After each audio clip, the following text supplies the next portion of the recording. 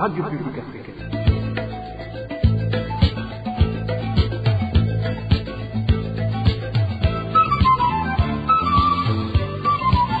Radio Publique Africaine.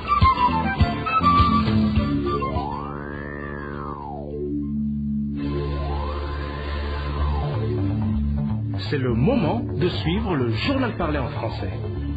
À la présentation, Daniel Claire et la Trouve. Nous sommes jeudi 9 avril 2026.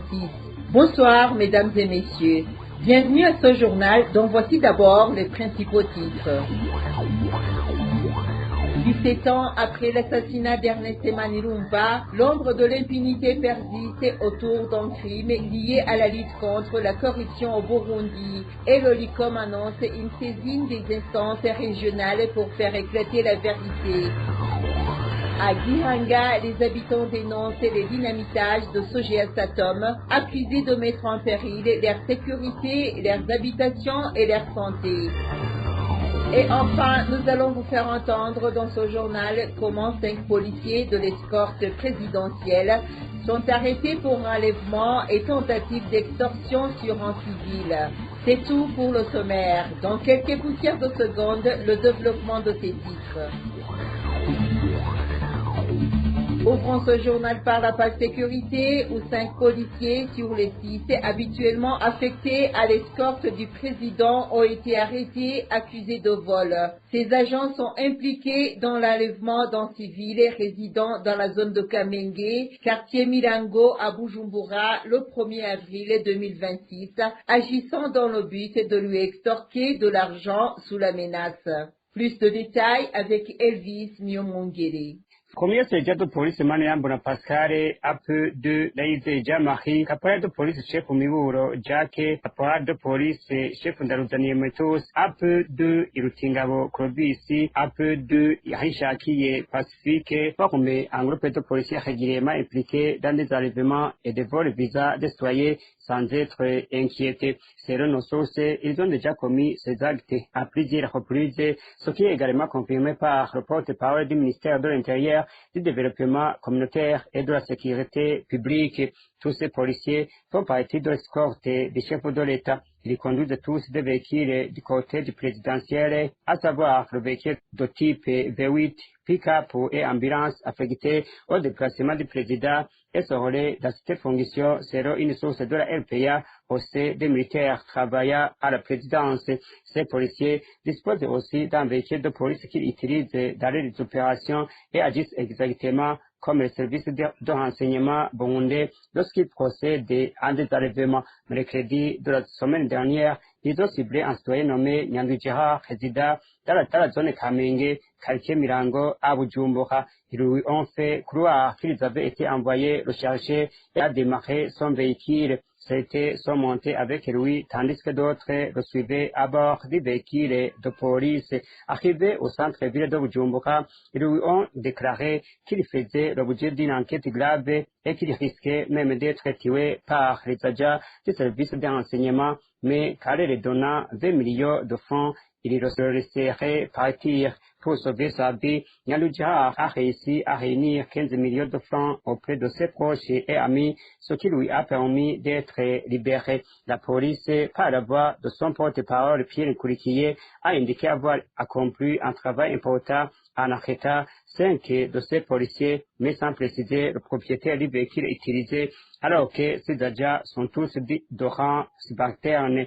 Par ailleurs, la porte-parole n'a pas mentionné que ces policiers faisaient partie de l'escorte des chefs de l'État, ce qui amène certains à se demander si on ne tente pas de couvrir les vrais commanditaires de ces enlèvements. Merci à toi Elvis Myomongere. 17 ans, jour pour jour, après l'assassinat d'Ernest Manirumba, qui fut vice-président de l'Observatoire de lutte contre la corruption et les malversations économiques, cet activiste a été tué suite aux enquêtes qu'il menait sur les armes achetées par le gouvernement du Burundi, qui n'ont jamais atterri au Burundi. Jusqu'à présent, la justice ne s'est pas encore prononcée sur ceux qui sont derrière son assassinat, en l'occurrence les hauts cadres de l'institution de sécurité. Des détails avec Inès Gakiza.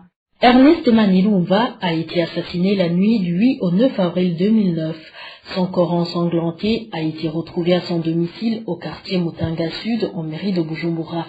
Les enquêtes sur ce dossier ont pourtant révélé qu'il n'a pas été tué à son domicile.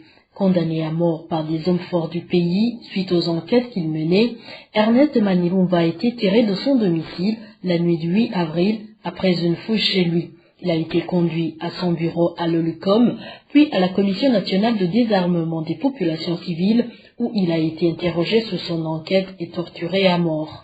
Les mêmes enquêtes précisent que son corps a été déplacé dans un minibus du service des renseignements pour être jeté chez lui, où il a été retrouvé le matin du 9 avril. Cette nuit, les commanditaires du crime étaient sur les lieux. Les résultats des enquêtes de la RPA et celles des organisations de la société civile convergent sur les noms David Nikiza, Joseph Mathias Nyonzima, surnommé Kazungu, le commissaire Désiré Wamahoro, feu général Adolphe Chimilimana, qui était le patron des services des renseignements, et le général Gervais Ndirakobucha, actuel président du Sénat du Burundi. D'ailleurs, la police américaine chargée des investigations FBI, sollicitée dans le cadre des enquêtes judiciaires engagées, a conclu à un crime d'État. Et parmi ses recommandations, cette police a demandé des tests ADN des personnes qui ont cité pour comparer avec les résultats des ADN que la FBI avait prélevés sous l'arme du crime et qui ne correspondaient à aucune des personnes qui avaient été arrêtées dans ce dossier. Une recommandation qui n'a pas été jusque-là suivie. La procédure judiciaire est aussi bloquée depuis 2013. Le LUCOM a fait un pourvoi en cassation en juin 2013 contre l'arrêt rendu par la Cour d'appel la même année. Programmé, le dossier a été plusieurs fois repoussé. La dernière audience qui n'a pas eu lieu avait été programmée en septembre 2014. Depuis, le dossier n'a plus été programmé. Le LUCOM a été signifié qu'il avait disparu. Cet activiste anticorruption a été victime de son travail d'enquête sur plusieurs dossiers de détournement de fonds qui impliquaient de hauts dirigeants du pays. Parmi les dossiers sensibles à l'origine de sa mort, les armes commandées mais qui n'ont jamais été livrées au Burundi. Il avait découvert qu'elles avaient été acheminées à l'est de la RDC et données au FDLR, hostile au régime de Kigali. Merci à toi Inès Gakiza. Toujours en ce qui concerne le dossier d'Ernest Manilumba, l'Observatoire de lutte contre la corruption et les malversations économiques, organisation au sein de laquelle exerçait feu Ernest Manilumba, exprime sa vive préoccupation face à l'absence persistante de clarification judiciaire 17 ans après son assassinat. S'exprimant lors d'une conférence de presse tenue ce 9 avril 2026, le président de l'OLICOM, Gabriel Elouchili, a déploré la disparition inexpliquée du dossier judiciaire relatif à cette affaire, alors que celui-ci était pendant devant la Cour suprême. Dans cette optique, Louchili a annoncé que l'organisation entend saisir, dans un avenir proche, les instances judiciaires régionales en vue d'obtenir leur concours dans la manifestation de la vérité et l'établissement des responsabilités dans ce dossier. Suivez plutôt Gabriel Elouchili, président de l'OLICOM. L'OLICOM et la société civile en général réclament toujours la justice pour Ernest Manilumba. Comme vous le savez, il a été assassiné par des individus, selon les témoins de ce qui était là-bas, par des gens en uniforme, d'où pour l'OLICOM, on a toujours soif d'avoir ces individus. Certes, il y a des individus qui ont été emprisonnés, mais comme vous le savez, le dossier a été clôturé. Ernest Manilumba, il n'était pas n'importe qui, comme vous le savez, au niveau de la société civile.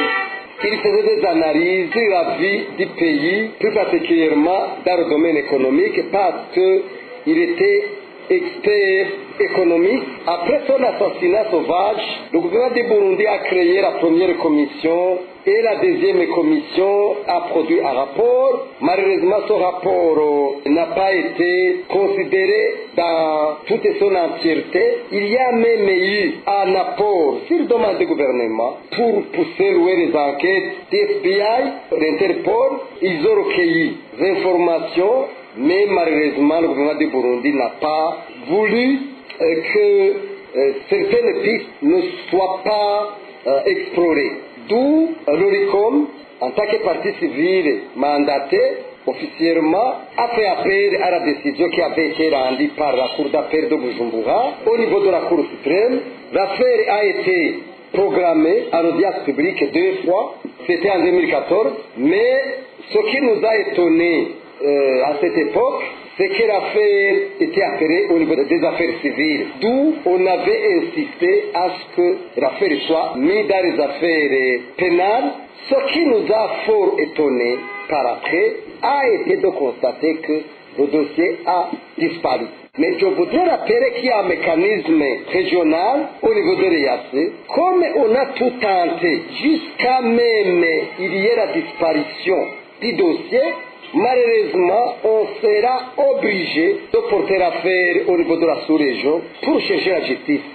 Par ailleurs, l'ORICOM exhorte les autorités judiciaires à diligenter des enquêtes approfondies sur les assassinats de Charlotte Umugwaneza et d'Arcade Utoyi, anciens représentants de l'organisation dans la province de Changuzo, dont les auteurs demeurent à ce jour non identifiés. Dans le dossier d'Ernest Manilumba, la coalition des défenseurs des droits de l'homme au Burundi, CBDDH, s'est exprimée à l'occasion du 17e anniversaire de l'assassinat d'Ernest Manilumba et demande que la justice rouvre son dossier afin que les auteurs de ce crime soient identifiés et sanctionnés conformément à la loi. Et la Liniwizi, secrétaire exécutif de la CBDDH, souligne également qu'au-delà de la justice due à Manilumba et à sa famille, il est indispensable de garantir la protection des défenseurs des droits de l'homme afin d'éviter qu'ils ne soient inquiétés en raison de leurs activités. Suivez-la.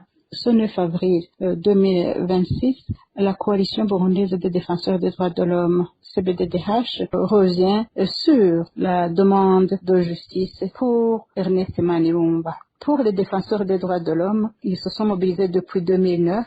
Ils ont réclamé la justice et l'État du Burundi, spécialement le ministère de la Justice, n'a pas voulu que justice soit faite. En effet, depuis 2009, le ministère de la Justice a mis en place des commissions d'enquête. 3 commissions d'enquête ont été mises sur pied. La 3e commission a produit un rapport qui concordait avec le rapport du FBI qui était venu contribuer à l'enquête en utilisant son expertise. Et les recommandations de cette commission, tout comme les recommandations du FBI américain, n'ont pas été appliquées. Et les défenseurs des droits de l'homme ont toujours réclamé justice et par contre, ils ont subi des représailles comme des menaces, l'humiliation, les intimidations pour les forcer au silence. Alors, en cette date, la coalition burundaise des défenseurs des droits de l'homme réclame encore une fois la justice, demande à ce que le dossier Manilumba soit traité conformément aux règles de justice.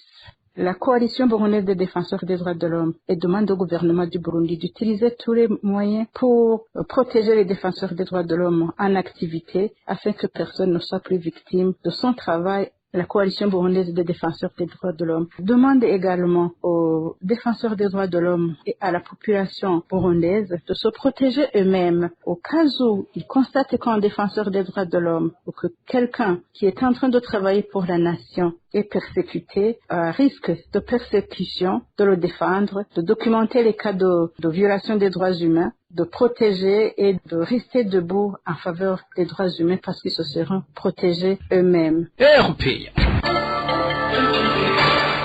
Gouvernance à présent, les retraités burundais alertent et regrettent d'avoir été abandonnés par un gouvernement pour qui ils ont servi. C'est après les promesses non tenues du président Ndayishimiye, promesses données il y a près de 6 ans, garantissant aux retraités la totalité de leur salaire. Plus de détails avec Josiane Mouzeneza. Nous allons faire tout ce qui est en notre pouvoir pour mettre en place des lois favorables au développement futur afin de nous assurer un bel avenir ainsi que celui de nos petits-enfants et arrière-petits-enfants. Ici, nous sommes le 18 juin 2020 À l'époque où le président Évariste Ndayishimiye venait d'être investi au stade d'Ingoma situé dans la province de Gitega.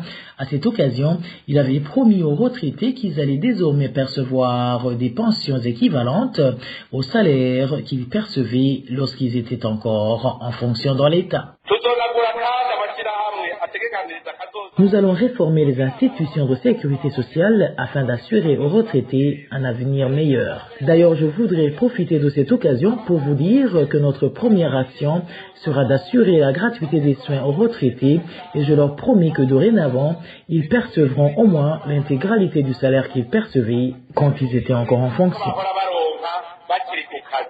Au moment où il faisait cette déclaration, les enseignants, les médecins et les agents de la justice partaient à la retraite à l'âge de 65 ans, tandis que les autres fonctionnaires de l'État y allaient à 60 ans. L'Assemblée nationale de l'époque avait alors proposé que tous les fonctionnaires soient égaux devant la loi et prennent leur retraite au même âge, soit 65 ans pour tous. Cependant, le Sénat a rejeté cette proposition et a plutôt demandé que tous partent à la retraite à 60 ans, sauf les agents du secteur de la justice.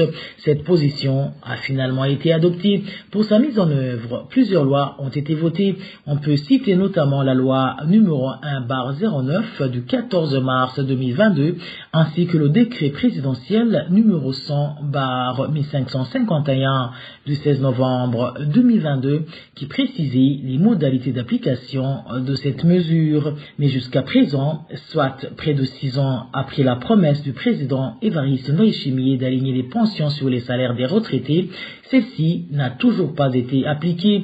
Aujourd'hui, les retraités sont en grande difficulté. Outre ceux qui ont été mis à la retraite de manière brusque et qui ont des dettes dans différentes banques, même ceux qui n'en ont pas n'arrivent plus à subvenir à leurs besoins, d'autant plus que le coût de la vie ne cesse d'augmenter dans le pays. Nous y reviendrons dans nos prochaines éditions. Merci à toi, Josiane Mouzaneza. Éducation à présent. Différents enseignants de la commune de Muyinga dans la province de Buhumuza sont exaspérés par la contribution financière exigée pour la construction du bureau de la dite province. Ils avaient déjà été sollicités pour ce projet avant même que la province Muyinga ne devienne une commune. Cette nouvelle demande leur cause un préjudice supplémentaire, d'autant plus qu'ils paient déjà d'autres impôts. Walter Quidela nous en dit plus.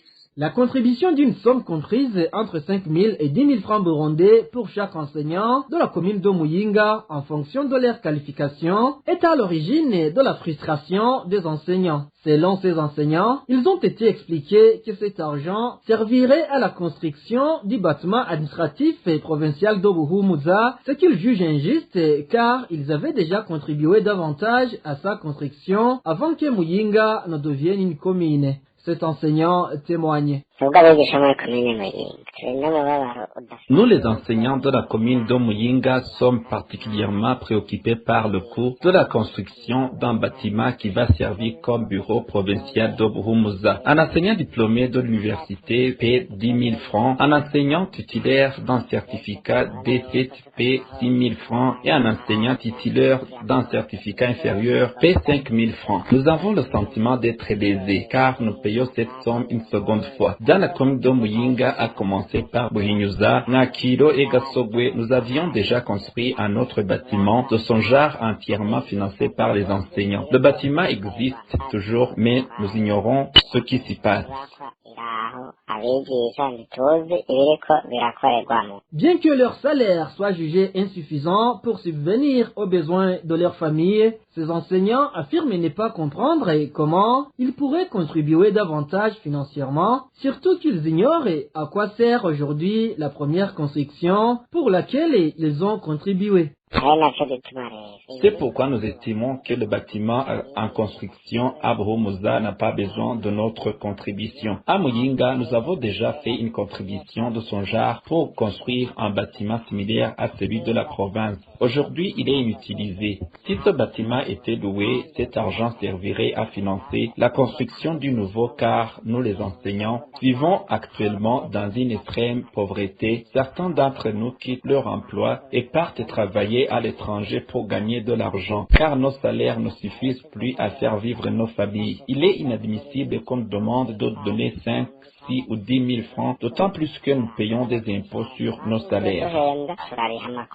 À ce propos, la rédaction de la RPA n'a pas encore pu joindre la direction communale de l'éducation en commune de Muyinga pour qu'elle puisse donner ses explications. Merci à toi Walter Kuitela. Comme je vous le disais en titre, les habitants de la zone Gihanga, commune et Manda en province de Bujumbura, s'insurgent contre les activités de l'entreprise Sogea Satom qui utilise des explosifs pour l'extraction des roches dans les montagnes. En effet, en utilisant ces techniques de dynamitage, cela engendre plusieurs conséquences sur la santé des habitants et sur leurs biens, car la projection de certains fragments des roches endommage les maisons et tue les animaux domestiques. Le point avec Nadège Ilakodze. Les habitants de la colline Wuramata, zone Gihanga, en commune Manda, disent être tellement menacés par les activités de l'entreprise de construction des routes, Sogea Satom, qui vient de passer presque une année à faire de l'extraction des roches dans les montagnes au moyen des explosifs pour fragmenter les roches en morceaux de pierre afin de produire du gravier qu'elle utilise dans la construction des routes. En explosant ces roches, il y a des projections de grosses pierres qui tombent sur les maisons des habitants et sur le bétail, ce qui a déjà causé la mort de 6 animaux domestiques. La société Sogea Satom extrait des roches des montagnes à l'aide des explosifs qui détonnent le jour et la nuit. Suite à ces explosions, il y a des pierres projetées qui démolissent des maisons et qui endommagent des toitures. Même les animaux domestiques sont déjà tués par ces pierres. En effet, une vache et 5 porcs sont décédés. Il y a aussi des personnes qui sont blessées. Bien que la société Sogea Satom a déjà réhabilité des maisons endommagées par ces pierres, ses habitants déplorent que, depuis que la Sogea Satom explose ces roches plusieurs fois par jour, cela engendre des conséquences graves, surtout chez les femmes enceintes, car ces explosions entraînent la mort de leur fœtus. À cause de ces multiples explosions, même pendant la nuit, nous avons remarqué qu'il y a plusieurs décès des fœtus chez les femmes enceintes. Au bruit de ces explosions, les femmes enceintes ressentent des douleurs dans le ventre et lorsqu'elles arrivent à l'hôpital, elles constatent que leurs fœtus sont déjà morts. Pourtant, un an auparavant, la Sogea Satom n'utilisait pas cette technique de dynamitage. Les habitants de la zone Gihanga demandent avec insistance aux autorités locales de protéger la population en suspendant ces activités de la société Sogea Satom et d'étudier d'autres techniques à utiliser pour l'extraction des roches qui ne menacent pas la vie des habitants. À ce propos, la rédaction de la RPA, nous avons essayé de joindre au téléphone l'administrateur de la commune Manda, Léopold Ndaïsaba, pour savoir ce qu'ils sont en train de faire pour protéger la population, mais il n'a pas voulu s'exprimer là-dessus. RPA. Merci à toi Nadège Ilakodze. Revenons à Gitega. La hausse du prix du charbon de bois devient de plus en plus préoccupante pour les habitants. En seulement 2 mois, le prix d'un sac a augmenté de 30 000 francs, mettant de nombreuses familles en difficulté. Face à cette situation, les habitants disent ne plus savoir comment faire face à cette flambée des prix. Ils appellent au gouvernement à réduire le prix du gaz afin qu'il puisse servir d'alternative au charbon devenu trop coûteux. Les détails avec Innocent Volonté Singilangabo. Le charbon de bois consommé dans la ville de Gitega provient principalement des communes voisines de l'ancienne commune de Gitega, notamment Makebuko, Bugendana, Giheta, Karusi et Shombo. Un habitant interrogé par la radio RPA indique que les commerçants de charbon qui approvisionnent la ville de Gitega ne trouvent plus de bois pour la production en raison de la déforestation. Le bois se fait rare. Les arbres ont disparu, notamment les eucalyptus qui ont été massivement coupés. Partout, on abat les arbres pour permettre aux habitants d'avoir des terres cultivables. En l'espace de seulement 2 mois, les habitants de Gitega signalent une hausse de 30 000 francs du prix du sac de charbon par rapport au prix habituel. Le prix du sac de charbon a fortement augmenté dans la ville de Gitega ces 2 derniers mois. Aujourd'hui, il se vend entre 90 000 et 100 000 francs, alors qu'il coûtait environ 70 000 francs il y a 2 mois. Face à cette situation, les habitants demandent au gouvernement de réduire le prix du gaz afin qu'il puisse être utilisé comme alternative au charbon. Ils estiment que, compte tenu de la déforestation croissante, la situation risque de s'aggraver. Nous demandons au gouvernement de nous aider. Si le problème du charbon devient incontrôlable, qu'il réduise le prix du gaz sur le marché afin d'encourager son utilisation comme alternative, car la situation devient de plus en plus préoccupante. La rédaction de la radio RPA n'a pas encore pu obtenir la réaction des responsables des secteurs de l'environnement, de l'agriculture et de l'élevage dans la province de Gitega. Merci à toi, Innocent Valenté Singilan Nabo. Toujours dans la province de Gitega, le gouverneur de la province de Gitega, Liboire Bigirimana, met en garde tout commerçant ou acheteur qui refuse d'utiliser la machine électronique délivrant des factures IBM fournies par l'Office burundais des recettes et OBR. Il précise que toute personne ne respectant pas cette obligation sera sanctionnée conformément à la loi. Cette activité s'est déroulée le 8 avril 2026, mercredi dernier, et s'inscrivit dans une tournée d'inspection visant à vérifier comment les taxes et impôts sont perçus, tant dans les commerces que dans les transports. Suivez le message de Liboire Bigirimana, gouverneur de la province de Gitega. Nous avons constaté de graves irrégularités. Sur certaines factures, une personne déclare avoir acheté un tel pantalon à tel prix, alors qu'en réalité, elle en a acheté 10. À titre d'exemple, quelqu'un a inscrit sur la facture l'achat d'un tel pantalon à 6 400 francs, alors qu'après la vérification, il s'est avéré qu'il en avait acheté 10 pour son même montant de 6 400 francs. Vous comprenez qu'il existe un écart considérable entre ce qui est indiqué sur la facture et la marchandise réellement transportée dans le véhicule. C'est pourquoi nous lançons un avertissement aussi bien aux vendeurs qu'aux acheteurs.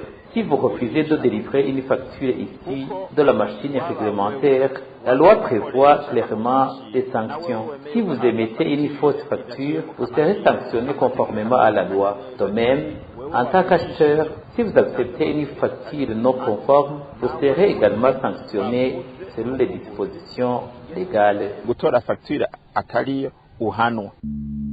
Et voilà, amis fidèles de la RPA, c'est par ici que nous clôturons le journal en français de ce jeudi 9 avril 2026. Merci pour votre aimable écoute. Merci également aux équipes rédactionnelles et techniques pour leur franche et parfaite collaboration. À la présentation de ce journal, vous étiez avec Danny Claire, il a trouvé. Bonne soirée chez vous.